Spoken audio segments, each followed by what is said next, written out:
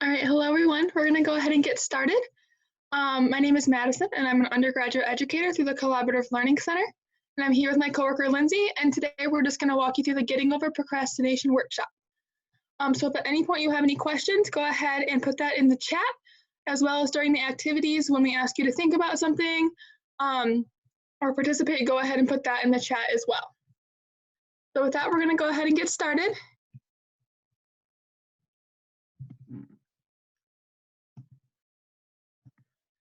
Sort of outline of what we're going to go over today.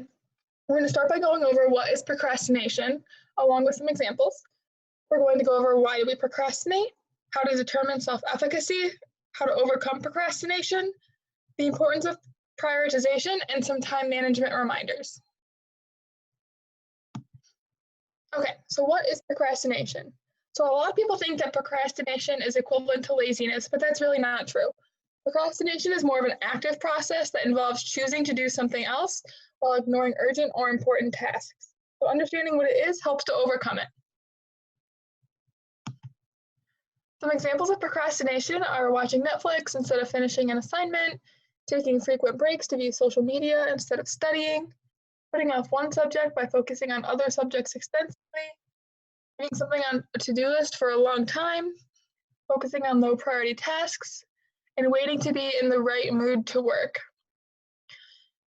So we're all guilty of doing at least one of these things when it comes to procrastination. I know I always put off my least favorite subject by focusing on the subjects that I like more, but we're going to go over some ways to help get over the hurdle when you feel like you're procrastinating, as well as how to prioritize so that hopefully you don't fall into the habit of procrastinating. Okay, we're going to start off with a little bit of an activity. So just consider, how significantly do you procrastinate? Why do you do it? And what tactics do you use to overcome procrastination? We'll take a few minutes to think about it, and then when you're done, go ahead and put in the chat just one or two thoughts about why maybe you think you procrastinate or how you usually get over it.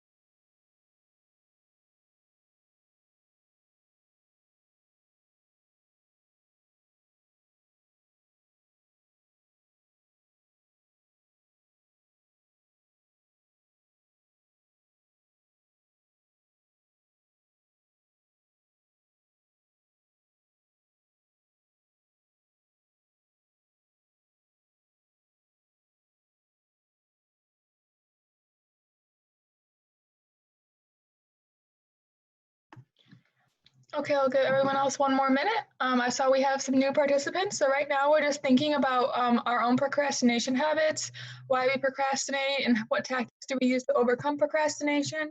And then we're going to go through them together, and then we'll go over some more content about procrastination.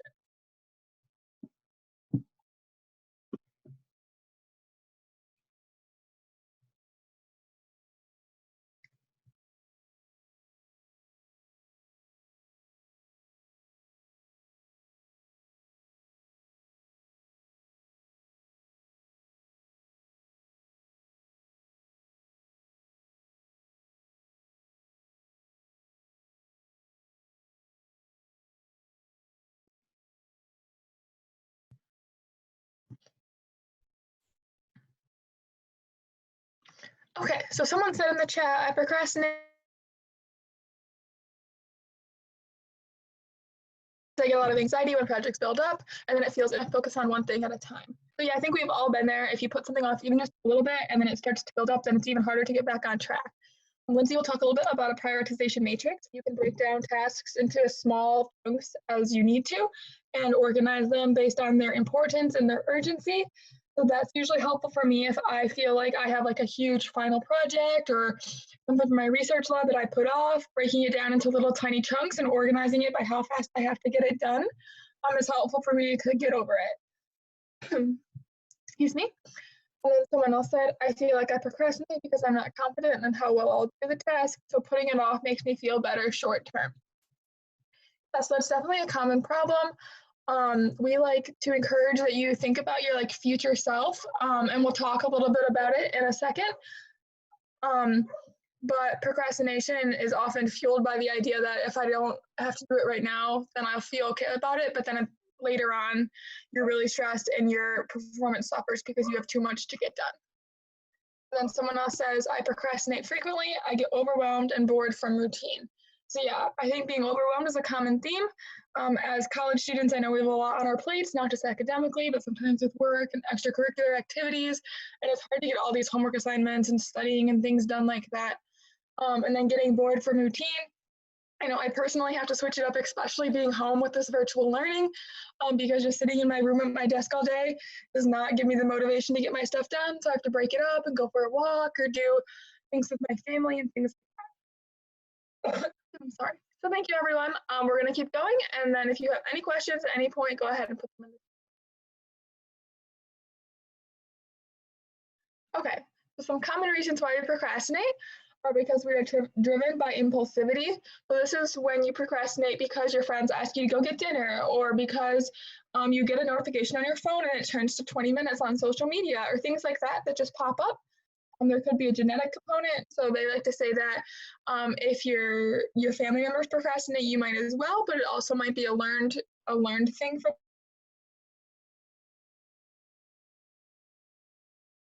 procrastinate. You may have picked that up. Time management issue, not giving yourself enough time and not starting early enough on projects so that by the time the due date rolls around, you procrastinated so long that you are really struggling to get it done.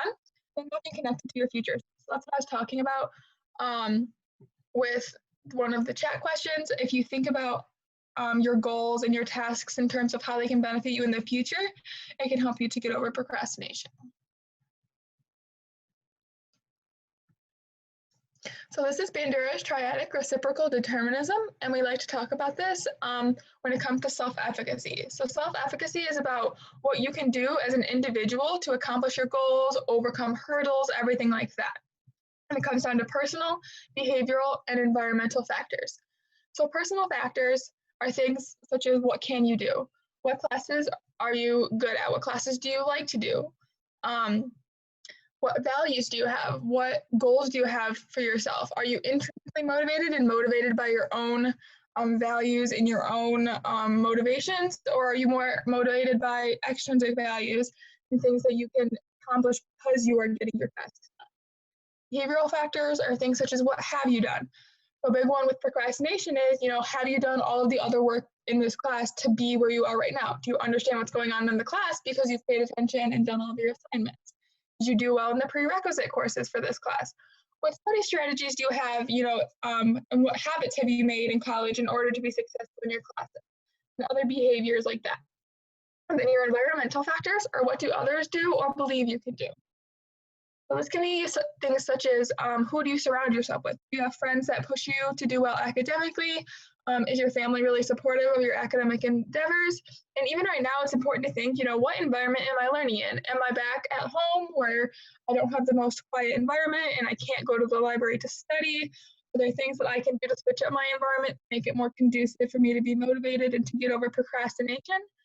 And things like that. And all three of these play together, because if your environment be different, and all of them come in your self-advocacy. Okay, so another quick activity. Individually, think about personal, behavioral, and environmental factors that affect your academic self-efficacy. What is one thing that motivates you, and what is something that feeds your procrastination? So something that motivates me would be like my personal factors, such as my values and my goals. So I really want to succeed in college because I'm studying human biology and starting medical school, and I know that everything that I learn is going to come back when I'm a physician. Procrastination, definitely right now, my environmental factors are a little bit messed up because I'm not surrounded by my friends and I'm home with my parents and my little sisters who are constantly distracting me. So that's definitely been feeding my procrastination. So take a few minutes to think about it and then put it in the chat when you're done.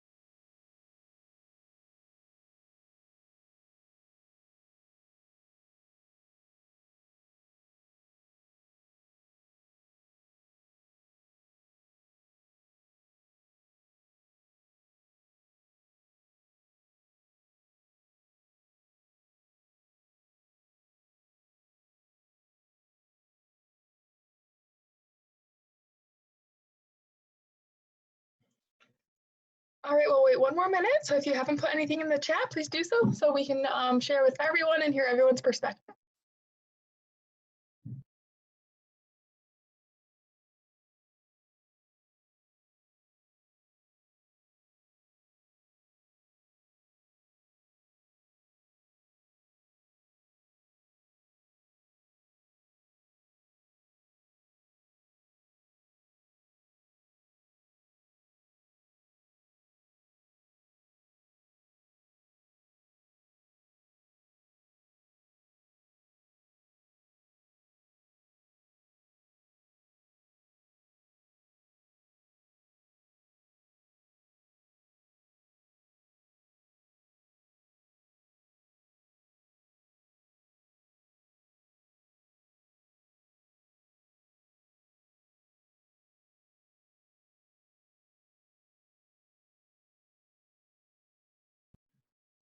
All right, so we got some really great answers to this. One person said, I'm motivated by thinking about the future. My procrastination gets fed by my love of reading books. I will read rather than focus on my work. So definitely connecting yourself to your future goals, that is definitely a motivating factor. It's really good that you're already thinking about that in terms of your procrastination. And then your procrastination getting fed by your love of reading books. That's definitely something that I think we all struggle with. We all have hobbies that we really enjoy. And it's really good to use those to take a break or to recharge, especially like on the weekends when you might have more free time. But we'll go over some ways of how to get over procrastination when you're supposed to be focused on it. Someone else said, I'm motivated because the line of profession I'm deciding to go into would make a tremendous impact on the lives of others. My procrastination is fed by not being in an educational environment and the luxury of being at home. So yes, I wholeheartedly agree with you with these two. I find that thinking about my future profession is very motivating for me, and my procrastination is definitely worse not being at home. But I've kind of taken the step to create as much of an educational environment as I can. My desk is now in the corner of my room, as far away from the rest of my house as possible. And when I'm working, I always make sure I put on headphones with white noise so I can't really hear. So I'm really trying to create as much of an educational environment as I can, although I know that looks different for everyone. And so sometimes you just have to give yourself a little bit of leeway in these kind of unprecedented times. Someone else said, I'm motivated by feeling accomplished when I complete my work. My procrastination is fed when I can't sit down and focus, like a writer's block type of feeling, and then I get anxious or upset and go on my phone or lay down. But yeah, feeling motivated by feeling accomplished when you complete your work, I think that is a really big motivating factor. I always tell myself if I can just start and do something for 5 minutes, that usually gets me on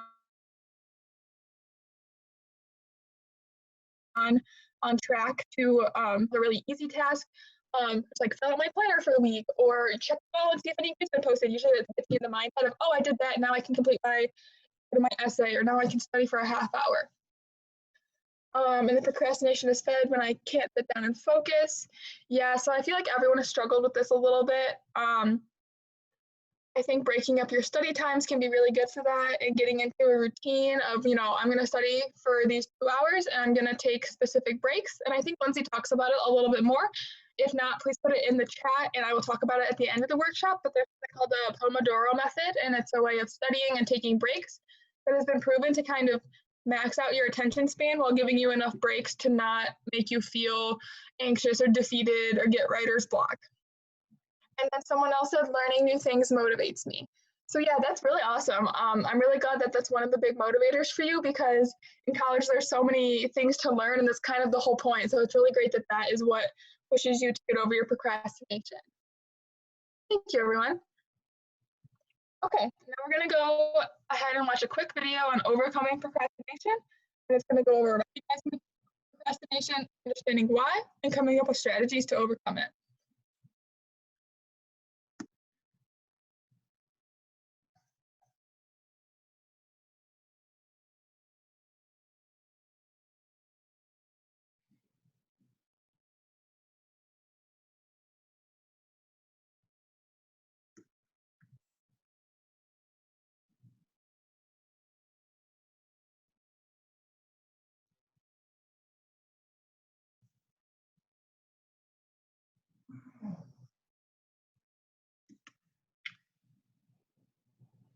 Okay, I just got a chat saying that no one can hear it. Jess, can you send me a message if you can hear it? I cannot hear it. Okay. Hang on one second. Let me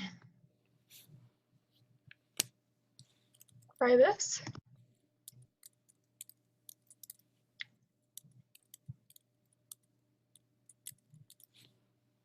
Okay, there we go.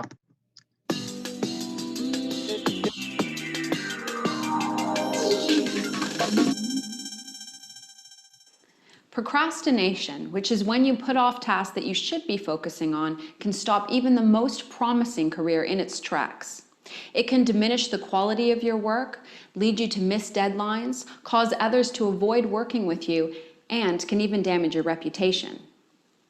The good news is there's a lot you can do to overcome this bad habit. First, it's important to recognize when you're procrastinating. Most people know when they're putting things off, but there are several signs you can watch out for. For instance, you might spend a lot of your time working on low priority tasks from your to-do list. Perhaps you sit down to work on a high priority project and then immediately take a coffee break. Or maybe you wait around to be in the right mood to get started on something. Everyone's different, so pay attention to when you put off a task or project. The next step is to think about why you're procrastinating. Are you overwhelmed by the task? Are you disorganized and just don't want to get started? Or are you a perfectionist and don't think you have enough knowledge or skills to begin?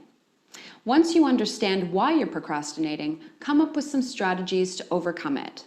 For instance, if you're not motivated to get started, think about all of the unpleasant consequences of not completing this task. If you're procrastinating because of disorganization, take time to prioritize your to-do list and then focus on one task at a time. Or if you're procrastinating because of perfectionism, ask yourself how perfect the work actually has to be. And don't forget to reward yourself. For example, have a gourmet coffee once you've completed a task that you've been putting off. Not only is this motivational, but you'll realize how good it feels when you actually finish things. Remember, it can take a while to overcome a bad habit and establish a new routine, so don't give up. For more tips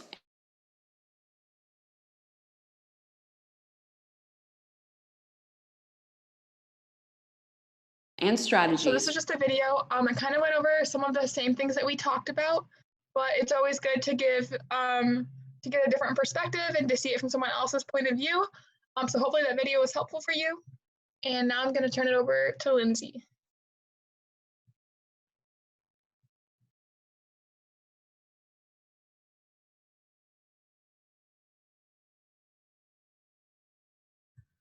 So the next thing we're going to talk about is how to get motivated, a guide for defeating procrastination. So this graphic could look a little overwhelming. There's a million different tiny little boxes. So we're just going to go ahead and we're going to break it up over the next couple slides. So the first thing to think about when looking at this graphic of how to motivate yourself is you want to think about expectancy times value over impulsiveness times delay. So all that means and all you need to think about is you want to increase your value and your expectancy, and you want to decrease your impulsiveness and your delay. Because if you do all of these things at the same time, or even some of them, it should help you become more motivated and it should help you avoid procrastination. So now we're going to dive more into like the little side branches and read the specific things that the graphic had in it. Okay, so this first one is increase expectancy of success and certainty of being rewarded.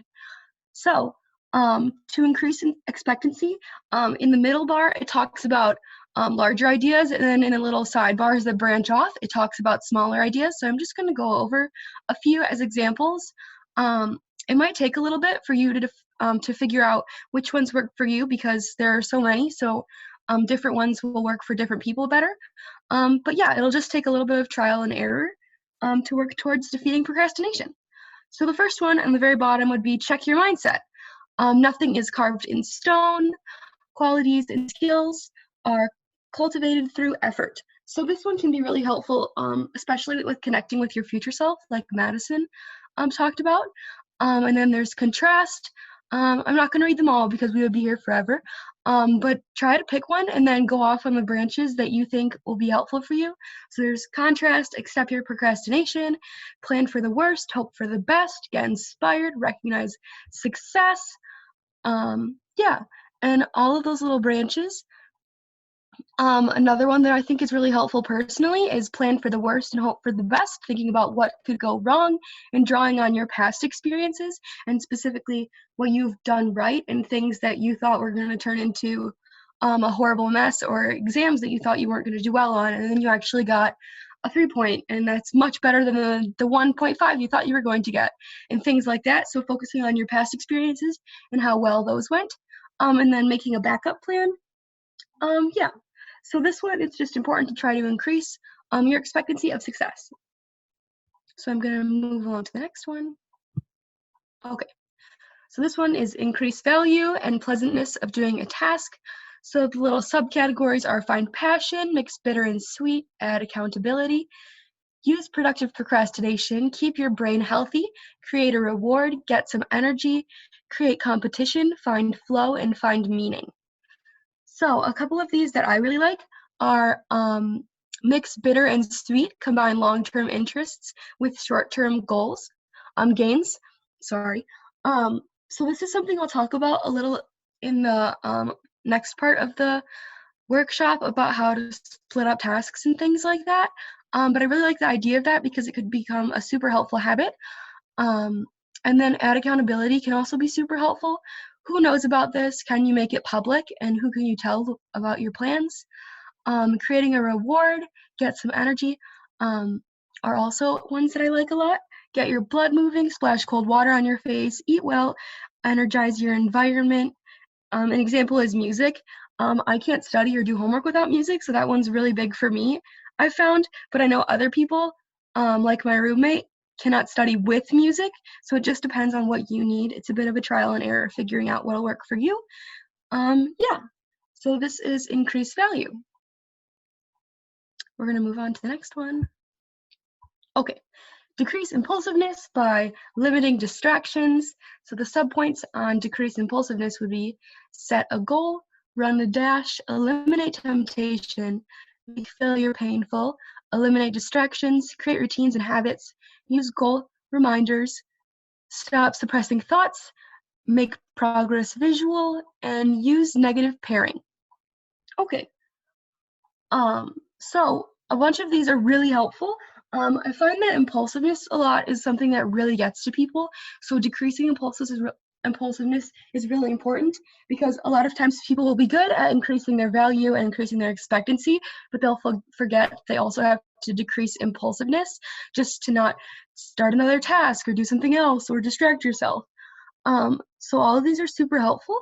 Some that I find really helpful are run a dash. Commit to doing it for only 5 minutes, 8 minutes, set a timer. So this can relate to the Pomodoro method, which we've mentioned casually, but I'll explain more coming up. And then eliminate temptation, recognize what is tempting you. A lot of times students will not recognize that there are certain things that are tempting them because it could even be doing coursework for a class that isn't a high priority at the moment. So say you're taking an English class and a math class and you favor English over math, doing all of the work for your English class and avoiding the work that's due tomorrow for your math class could definitely be a form of procrastination if you don't need to be doing the English as much as you need to be doing the math work. So recognize what is tempting you, eliminate it or hide it, focus on the abstract aspects of your temptation, not just the fun parts. Yeah, so this one can also be super helpful. You don't have to do all three of increasing expectancy and value and decreasing impulsiveness at the same time. It's kind of finding which one is holding you back and focusing on how to work through it. Okay, so did anyone have any questions about that last graphic? If you did, you can just throw them in the chat really quick because we're going to move on to coming up with new strategies. Okay, cool. If you have one or you think of one later, you can always just put it in there and I'll answer it when I see it. So now we're going to talk about coming up with strategies to overcome procrastination. The first one, like I mentioned, would be creating new habits, which could relate to increasing value or expectancy. It could also relate to decreasing impulsiveness too, depending on what habits you're creating. So the first one would be use incentives. So like the video that Madison showed, using incentives can be really helpful.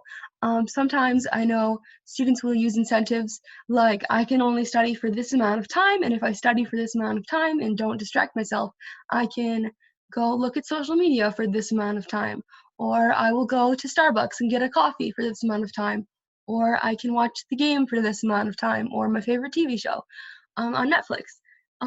And that's a really great way to basically start off with creating new habits because I find it's a really easy way to create new habits is using incentives as long as you're sticking to those incentives and not giving up on them right away or not holding yourself accountable. The next point would be tackle difficult tasks first. So this kind of relates to what I was talking about with the English and math class. A lot of times students will avoid the difficult task and go towards easier tasks that aren't as pressing or aren't as important in the moment. And that could become a form of procrastination in itself. So it's always best right when you're studying or right when you sit down to do a project to tackle the most difficult part first or try to tackle at least a portion of the most difficult task first. because if you avoid that difficult task, it'll just eventually become a means to procrastination, and you'll just avoid it completely. And then the third one would be utilize soft deadlines. So soft deadlines are essentially just a way of thinking about your actual deadline that your professor gave to you and creating deadlines before that time. So an example would be, say you have a project and it's due on Friday. So you're starting the project on Sunday, so you create an outline and you create soft deadlines for yourself. So on Monday, you want to have this part or the introduction done on the project. By Tuesday, you want to have section 1 done on the project. By Wednesday, you want to have section 2 done and the introduction and section 1 edited. And then by Thursday, you want to have section 3 done and the conclusion done, so that you can have the rest of Thursday to edit it, and you won't be procrastinating, and you won't fall into the habit of just not doing it because you're avoiding it, because you're procrastinating, and then Friday rolls around and you're super panicked trying to get this entire thing done. So if you create soft deadlines for yourself, it can help put the work into different sections, which will make it more doable and less overwhelming. So those are just 3 ideas for creating new habits. The next big point would be tell someone else about your goals. This can be really helpful for keeping yourself on track. A lot of times if I have an essay to write, I will create soft deadlines and then I will tell my roommate about them. So I know that she will ask me about them and say, hey, did you get that part of your essay done that you wanted to do by today? And then if she talks to me about them, I know that I have to complete it because I'm much more inclined to do it because I don't want to tell her that I didn't complete it because I didn't hold myself accountable. And then the next one would be think about the big picture. So thinking about the bigger picture would just basically mean connecting with your future self and thinking about why you're doing that work now, and what it's going to mean for your future.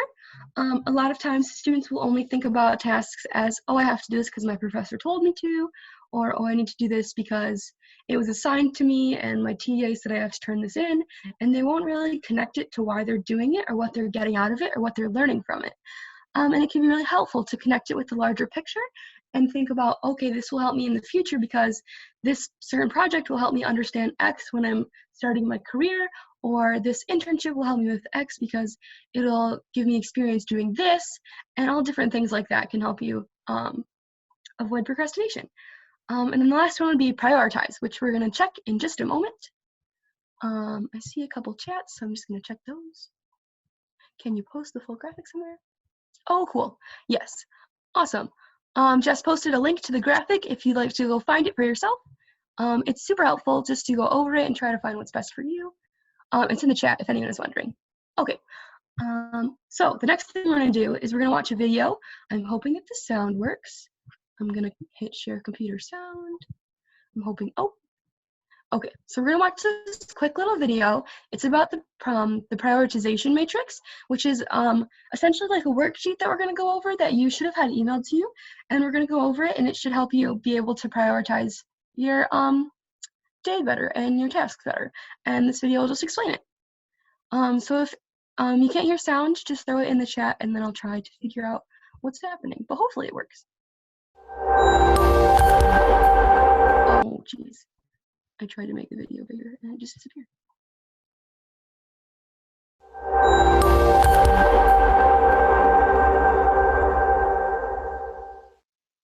Whenever you're busy and tasks are piling up in front of you, it can be hard sometimes to see the forest for the trees. Every task is screaming out for attention, but not all tasks are created equally. That's why it's important to identify your priorities. Priorities are the tasks and activities that take precedence over others. One way to prioritize tasks and activities is to use a priority matrix.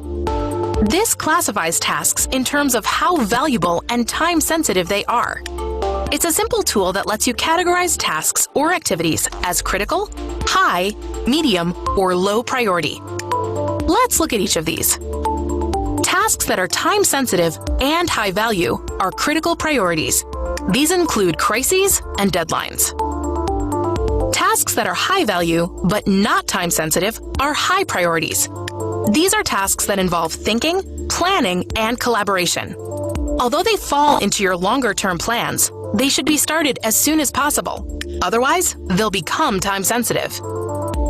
Tasks that are time-sensitive but not high value are medium priorities. Medium priorities include some meetings and some correspondence. Tasks that are neither time-sensitive nor high value are low priorities. These can be postponed, dropped, or delegated. They include time wasters and doing favors.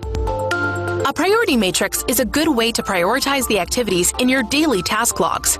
Just consider where each task would fit in terms of the matrix. Make a list and assign priorities. Use 1 for critical tasks, time-sensitive and high value. Use 2 for high value, but not time-sensitive. Use 3 for medium, time-sensitive but low value. And use 4 for low, neither time-sensitive nor high value. Let's explore how an editorial manager at a publishing company figured out the value of her tasks. She's logged her tasks daily for a week, and now she's ready to prioritize her tasks and determine how she's spending her time. She notes her morning was spent checking edits on a final manuscript, but notices a pattern of interruptions, mostly from colleagues. She then analyzes her tasks in terms of goals and consequences. This gives her the high-value tasks. She then determines which tasks are time-sensitive. Finally, she uses a priority matrix to assign a priority to each task. The tasks that are high value and time-sensitive are categorized as critical priority. Those that are high value but not time-sensitive are categorized as high priority. Whatever's time-sensitive but low value gets categorized as medium priority. And anything that's neither high value nor time-sensitive is categorized as low priority. When you're up against it, everything seems urgent, and that can be overwhelming. But not everything on your to-do list is a priority. And that's why it's important to know how to identify priorities, and to tell the difference between a critical priority at one extreme and a low priority at the other. Awesome. Okay, so we're gonna move on. Okay, so we're gonna do an activity using the prioritization matrix, but the first thing we're gonna do is we're gonna make a to-do list for next week, or it could be this week, considering it's only Tuesday. So things can be solely academic, they could be personal and academic, it's up to you. So you could put on there all of your assignments that you have, you could put on there that you have all of your assignments, plus you have to do laundry, different things like that, whatever you think will be most helpful for you. And then try to only have 15 to 20 things total on your entire to-do list. So if you have 15 to 20 things to do today or in the next 3 days, maybe make a smaller to-do list for the next 3 days instead of the next week. If you have too many things, it might become overwhelming. Or you could make like a weekend to-do list, whatever you think will be most helpful for you. But find a scrap sheet of paper and try to write out your to-do list. And then when you finish writing it out, you can just write done in the chat so I know to move on to the next portion. And then if you have questions about the prioritization matrix, we're going to be going over that next. So hold those questions until then, and you can throw them in the chat now if you wanted to also. Okay, so I'm just going to give you time to work on this first part of the activity.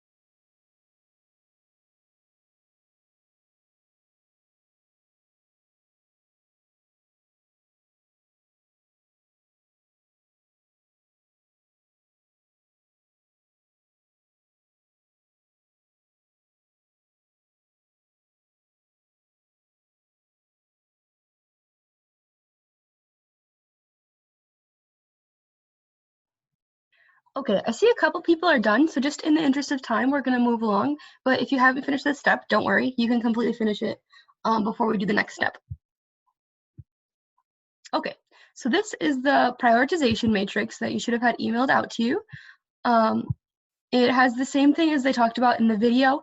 So quadrant 1 is due first, urgent, not important, whereas quadrant 4 is due last, not urgent, not important. And quadrant 3 is save for breaks. Quadrant 2 is schedule time for, important, not urgent. Yeah, so we're gonna organize the list that you just made into this matrix. And it'll help you make a plan to accomplish your goals, but make sure to be realistic and don't overextend yourself. This essentially means make sure that you aren't putting everything that you have on your list in quadrant 1 because that'll become super overwhelming. So try to be realistic with yourself.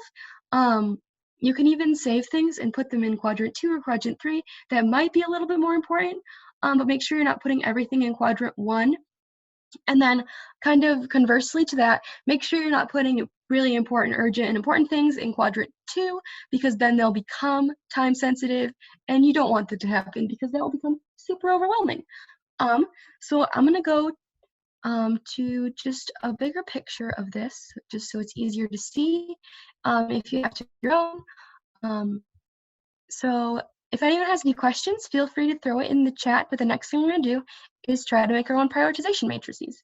And if you'd like a little bit more instructions, there are on this graphic that you should have received, this handout that you should have received, there's even more detailed instructions up here if that's something that'll help you. But yeah, if anyone has any questions, again, throw them in the chat. And when you're finished, please just comment done in the chat.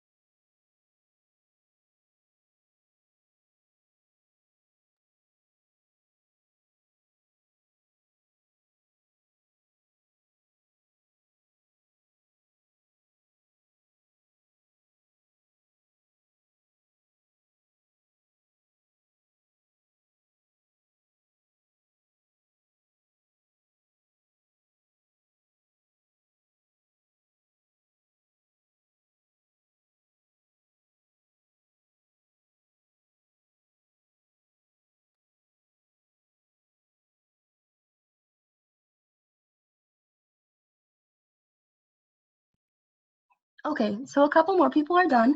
So we're going to move along to our next slide, but don't worry if you're not done, because we can always come back to it at the end if you have any questions or anything like that.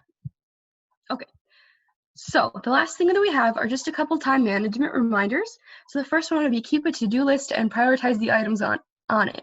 Just to reiterate exactly what we just did, a to-do list is super important and super helpful. Even if you split up the tasks on your to-do list, it can be even more helpful. That relates to the next point, split up tasks using the Pomodoro method, which we've been anonymously mentioning the whole time but haven't explained. So I'm going to explain it now. So the Pomodoro method is essentially like the most effective way to use your time and the most effective way to study and complete tasks. So the Pomodoro method suggests that you should complete tasks in 25-5 intervals, meaning 25 minutes you'll study, 5 minutes you'll take a break. And then you'll repeat that 3 times, and then you'll do 25 more minutes of studying, and then 15 minutes of a break, which is like a longer break after a couple rotations of 25-5, and then you repeat that whole entire thing. So the important things to remember with the Pomodoro method is that during the 5 minutes is when you pick up your phone and answer a text, or you change the song that you're listening to, or you go get a snack, or you go talk with your roommate or family member. Different things like that are what you save for that 5-minute break. So for the 25 minutes, you're not even stopping to answer a text because that will take you out of focus and make your study time less effective if you have to refocus every single time you answer a text or something like that, because those times really, really add up. So that's the Pomodoro method. And the 25-5 ratio is basically the most important part of it to remember. So it's completely okay if you can't study for 2+ hours and sit down and give up that much time or focus for that long. Just try to do it in 25 minutes of studying, 5-minute break intervals. And then the third point would be tackle the hardest tasks at times where you are most focused. So going back to the idea that you can procrastinate by doing difficult tasks last, try to do the hardest tasks at times when you're most focused, meaning this just gets down to knowing yourself more, but doing the tasks when you can be most focused and when you're most productive. So a lot of times students will be most productive right when they wake up in the morning, and they'll get up before their 11:30 class and complete some homework for the hour before. Or a lot of times students like me will be work better later in the afternoon, like at 7 o'clock and 8 o'clock and 9 o'clock. They'll be most focused then, and because they can't get up before their 11:30 class. But it just gets down to knowing yourself. But try to do the hardest tasks at the times where you're most focused.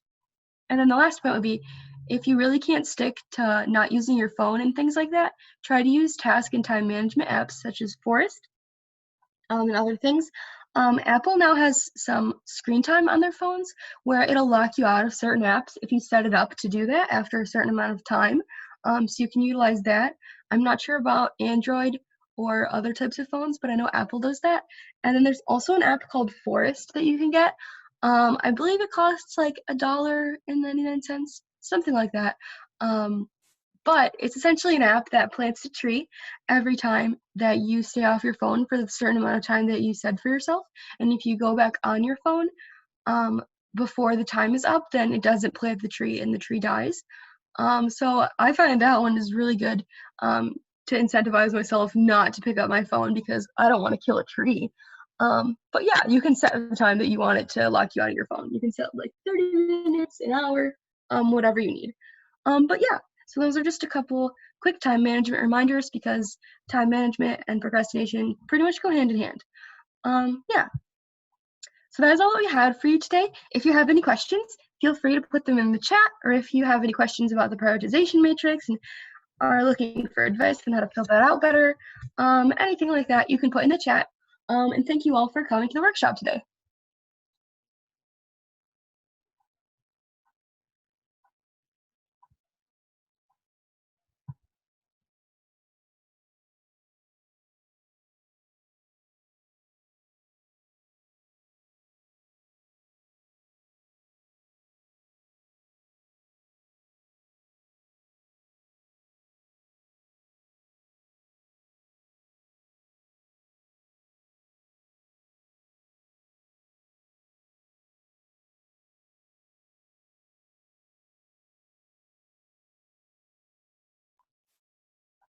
Oh, okay, so we have a couple chats. What would be an example of an urgent but not important task? So for those, I try to think about like things that I don't have to do. They're not like super important, but I should do them. Like an example that I would use is answering an email or getting back to someone about a question that they had, or yeah, mainly I think about like answering emails or small things that don't take a lot of time. I believe that was quadrant 3, and quadrant 3 things for me are usually things that if I'm utilizing the Pomodoro method will go in like my 5-minute break. Um, so yeah, or like a lot of times I'll put like random stuff like doing laundry in the urgent but not important thing because it's important because I'm gonna run out of clothes, but it's not super important that I don't do it. But yeah, it kind of depends on what you're doing. You could also use it to do things for like clubs that you're in. So it's something that's you need to do and it's a little bit time pressing, but it's not super important. I also use that time for like clubs and stuff.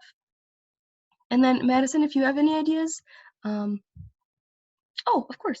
I don't know if Madison has any ideas, but maybe.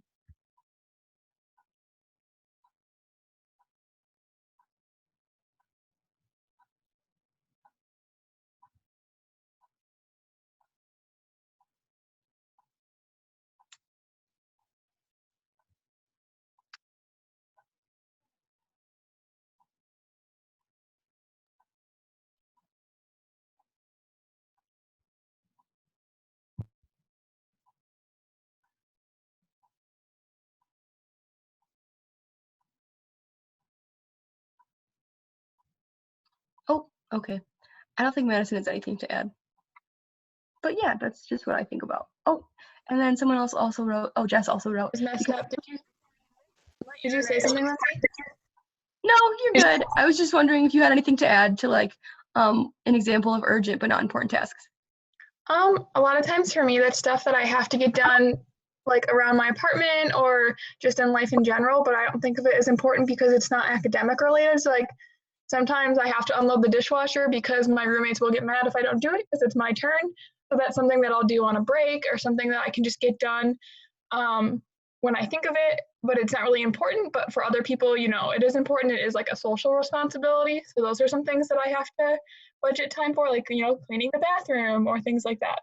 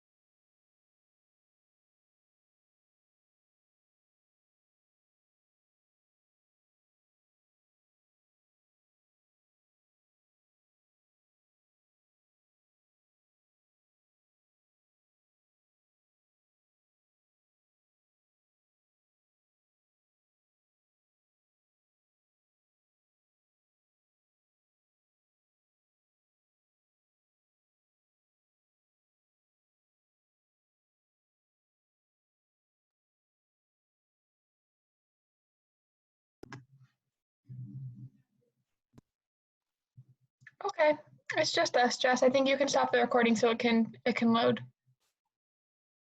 True, we're back just before.